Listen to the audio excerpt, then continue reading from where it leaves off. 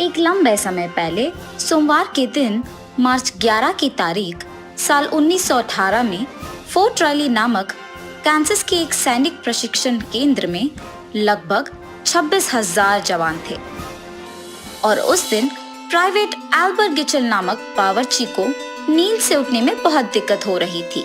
इतना ही नहीं, उसे बहुत तेज बुखार था, गला भी खराब हो गया था और शरीर में पूरा दर्द हो रहा था। उस आदमी ने तब अपना परीक्षा करवाने नर्स के पास गया था। वास्तव में उसका शरीर बुखार से जल रहा था और उसका तापमान 103 डिग्री का था। गिचल के बाद कार्बोरल ली ड्रेक नामक एक और इंसान भी उसी लक्षणों के साथ नर्स के पास जाता है। उनके बाद सर्जेंट अडोल्फ हर्बी भी उसी सूची में शामिल होते हैं और वो सूची बढ़ता गया। लेकिन इसके बावजूद बीमार सैनिकों ने यूरोप की युद्ध मैदान की ओर आगे बढ़ा। इससे पहले कि आपको ये बात समझाए कि इस रोग के कारण किस हद तक तबाही हुई, हम ये बात करते हैं कि इसे कांसास फ्लू के बजाय स्पेनिश फ्लू क्यों कहते हैं। वैसे तो कई शोधकर्ताओं ने बहुत सालों तक इस फ्लू की उत्पत्ति जानने पर शोध किया। 1916 से करीब 1917 तक कई सैनिक फ्रांस के अस्पताल के शिविर से गुजर कर गए।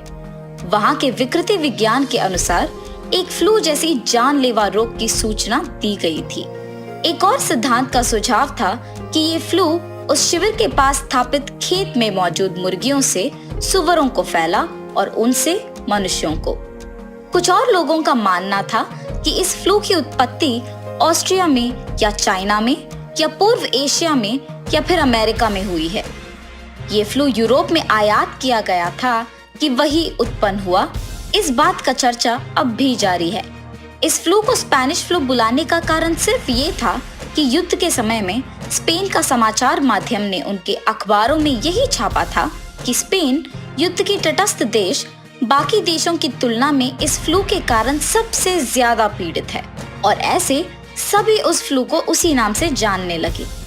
ये फ्लू इतनी तेजी से बढ़ा कि दुनिया की आबादी में 27% यानी करीब 1.8 से 1.9 बिलियन के लोग तक प्रभावित हुए और कहा जाता है कि इस फ्लू के कारण हुए मौतों की संख्या कम से कम 50 मिलियन से करीब 100 मिलियन तक का था। आश्चर्य की बात तो ये है कि पहले विश्व युद्ध में इससे कम मौत हुए थे। इस फ्लू के कारण अमेरिका में करीब 5 लाख मर गए थे और 20 से 40 की उम्र के लोग पर इसका ज्यादा प्रभाव पड़ा। मतलब 1917 में अमेरिका की औसत जीवन प्रत्याशा 51 साल था, मगर 1918 में 39 साल तक गिर गया। इस फ्लू से युवकों के अधिक प्रभावित होने का कारण ये था कि कुछ दशक पहले इस फ्लू के जैसे ही एक महामारी उत्पन्न हुई थी। यही वजह है कि बूढ़े लोगों में इस फ्लू के प्रति प्रतिरोधक क्षमता विकसित हुई थी और क्योंकि युवा पीढ़ी का जन्म इस सब के बाद हुआ था, वो आसानी से प्रभावित हो गए। इस स्पेनिश फ्लू के कारण तबाही दुनिया भर में मची थी। इंडिया में 17 मिलियन लोगों की मौत हुई, डच ईस्ट इंडीज में 15 लाख, जापान में 3,90,000, ग्रेट ब्रिटेन में 2,50,000, फ्रांस में 4 लाख और ईरान में 9,02,400 से 24,31,000 लोग तक की मौत हुई थी।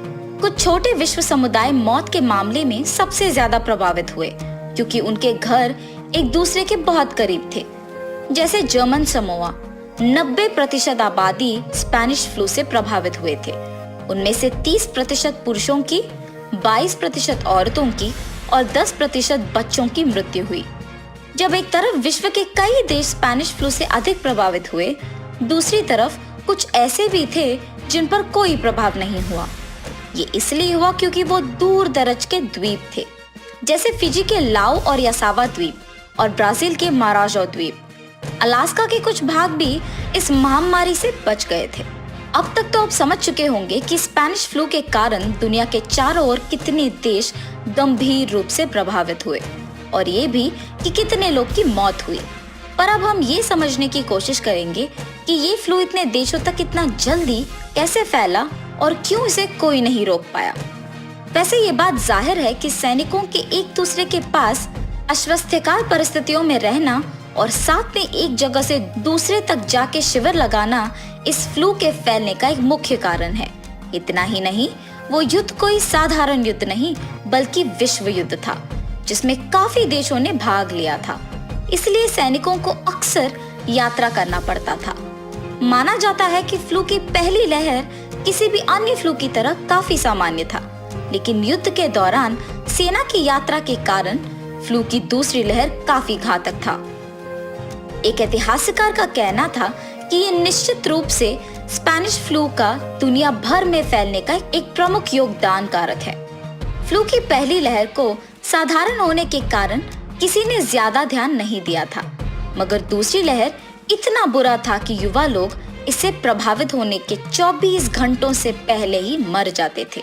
इस फ्लू के लक्षण ये थे कि सबसे पहले रोगी को तेज बुखार आता था, फिर उसके नाक से खून बहता था, फिर उसे निमोनिया होता था और अंत में उसके फेफड़े में तरल पदार्थ भर जाता था। वे वास्तव में उस तरल में डूब कर मर जाते थे। एक और प्रतिकूल परिस्थिति ये था कि उस समय डॉक्टरों को ये नहीं पता था कि क्या हो रहा है। कुछ ब्रिटिश डॉक्टरों ने कहा कि रोगग्रस्त फेफड़ों का स्थिति इतना खराब था कि केवल रासायनिक युद्ध ही इसका कारण हो सकता है। अब तो हम जानते हैं कि साइटोकिन विस्फोट नामक एक स्थिति है। ये मूल रूप से एक प्रतिरक्षा प्रतिक्रिया है जब हमारे शरीर पे वायरस का हमला होता है। लेकिन इस प्रतिक्रिया के ज्यादा होने के भी मौके हैं, जहां शरीर द्वारा इतने साइटोकिन्स उत्पादित होते हैं कि इन प्रोटीनों का एक विस्फोट होता है। इसका नकारात्मक प्रभाव सूजन है, जिसके कारण आदमी के फेफड़ों में तरल पदार्थ का निर्माण होता है। ये भी एक कारण हो सकता है अधिकांश युवा लोग की मृत्यु संख्या बढ़ने की। उनकी स्वस्थ प्रतिरक्षा प्रणाली ने इतने सारे साइटोकिन्स उत्पादन किया कि अंत में वो विस्फोट हो गए। उस समय में डॉक्टरों को नहीं पता था कि वायरस क्या होता है, ना ही वो चिकित्सकीय रूप से सुसज्जित थे कि वो गौर से सूक्ष्मदर्शी के सहायता से वायरस का अध्ययन कर पाए। लेकिन अब डॉक्टरों के पास ये सब है और उन्हें पता है कि जब किसी के शरीर में वायरस आया तो उसका क्या करें। उन्हें वायरस को ठीक करना आता है और इसके साथ वो उसके आनुवांशिक अनुक्रम को देख सकते हैं और एंटीवायरल ड्रग्स बनाने का प्रयास भी कर सकते हैं और उम्मीद है कि एक वैक्सीन को भी बना सकते हैं। उस समय में सैनिक एक दूसरे के संपर्क में थे और उसके बाद जब अपने घर वापस चले गए तो इसे रोकने के लिए कोई प्रौद्योगिकी नहीं थी। और जब बाकी लोगों को बीमारी के शुरुआती लक्षण दिखे तो वो उसके बावजूद बाहर भीड़ में निकलते थे। इसीलिए उनका परीक्षा करना भी मुश्किल हो गया था। लेकिन आज के समय में ऐसा नहीं होगा। मनुष्य अब एक वायरस को आसानी से पहचान सकते हैं। अब संपर्क ट्रेसिंग नामक कुछ है, जिसका मतलब है कि प्राधिकरण ये देखेंगे कि कौन रोगी के करीब थे और किन से उनका संपर्क हुआ था, और फिर उन लोगों का भी सेहत जांच किया जाएगा, ये देखने कि उनको बीमारी फैला है कि नहीं। स्वास्थ्य कर्मी अब सुरक्षात्मक उपकरण पहनते हैं और जनता को इस बात की जानकारी है कि बीमारी से दूर रहने के लिए उन्हें क्या करना है। पर उन दिनों में ऐसा मुमकिन ही नहीं था कि लोग घर पे रहे या घर से काम करने का विकल्प चुन सके। और लोग नवीनतम समाचार खोजने के लिए उन दिनों में इंटरनेट पे ब्राउज तो नहीं कर सकते थे। स्पेनिश फ्लू के समय में अमेरिका, जर्मनी, फ्रांस जैसे देश घातक बीमारी के प्रसार नहीं कर रहे थे, क्योंकि वो युद्ध के प्रयास के लिए अच्छा नहीं था। युद्ध के दौरान ब्रिटेन के मुख्य चिकित्सा अधिकारी सर आर्थर नसेल को अच्छी तरह से पता था कि लॉकडाउन ही इस बीमारी को फैलने से रोक पाएगा, लेकिन युद्ध के प्रयास के कारण ये संभव नहीं था। अनुसंधान ये कहता है कि उन्होंने कहा था कि सैनिकों को युद्ध जारी रखना ही श्रेष्ठ है और इसके लिए हम ब्रिटेन को कोई दोष नहीं मान सकते हैं। दूसरे देशों में लॉकडाउन नहीं लगा पाए, मगर इसका मतलब ये नहीं था कि उन्होंने व्यस्त जगहों को बंद नहीं किया। अमेरिका में कई दुकान बंद किए गए थे। कुछ जगहों में आम लोगों को इन्फ्लुएंजा की जानकारी देने के लिए उनके दरवाजों पे कागज चिपकाए गए थे। जापान और ऑस्ट्रेलिया में लोगों को सड़कों पे फेस मास्क के साथ तस्वीर खिंचवाई गई थी। लेकिन अमेरिका में नर्सों की भारी कमी थी और संक्रमित रोगियों का देखभाल करने के लिए नर्सों की आवश्यकता थी, क्योंकि तब बीमारी का इलाज भी नहीं था सैनिकों को स्नान की जगह, आराम के लिए बिस्तर, विस्की और एस्पिरिन, खांसी का औषध और गर्म पानी दिया गया था।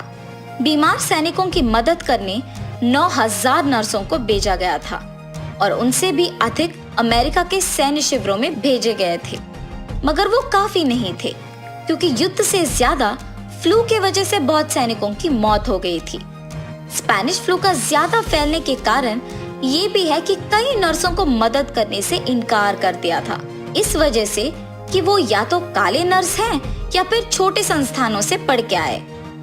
1918 में धीरे रोगियों का संख्या कम होने लगा और सभी समझे कि महामारी खत्म हो गया। ऐसा एक सिद्धांत है कि चिकित्सा विशेषज्ञ इससे निपटने में बेहतर बन गए और सिद्धांतों का कहना है कि बीमारी का तनाव कम होने लगा। लेकिन वो 1919 के मध्य में था जब स्पेनिश फ्लू के महामारी को आधिकारिक तौर पे खत्म माना गया था। स्पेनिश फ्लू के बाद और भी महामारी आए थे, लेकिन उसके तुलना में कुछ भी नहीं था। स्पेनिश फ्लू को भूली हुई महामारी कहा जाता है। आप में से कई लोगों को अब तक शायद इसका जानकारी भी नहीं होगा। उसे भूलने का सबसे बड़ा कारण तो ये है कि वो फ्लू इतिहास के सबसे खूनी युद्धों में से एक के दौरान हुआ था। हमें आश्वासन दिया जा सकता है कि इस तरह के कठोर परिणामों का सामना नहीं करना पड़ेगा, क्योंकि हम आधुनिक दुनिया में हैं और इसके आधुनिक हल निकाल सकते हैं। पर इसका मतलब ये नहीं कि कोई भी फ्लू लौट के